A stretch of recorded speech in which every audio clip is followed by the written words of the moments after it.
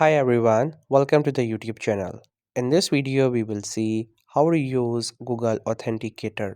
If you want to keep your accounts and other platforms secure by enabling the Authenticator app option, and in this video, I'll show you how you can do it through Google Authenticator.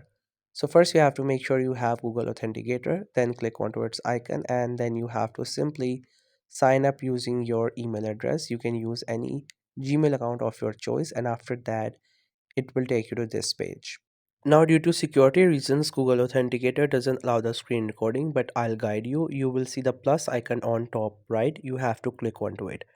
Then you will be given two options. Either you can scan the QR code or you can enter a key manually. So now for any app you're using it, you will have the QR code here. You can scan it or you can just simply paste the key that is also available with that QR code. You just have to paste it and after that you will be connected. So that's how you can use the Google Authenticator app. I hope you find this video helpful and informative. Make sure to subscribe to the YouTube channel for more informative videos and updates. You can leave a like, comment if you have any queries, feel free to ask. Thank you so much for watching the video.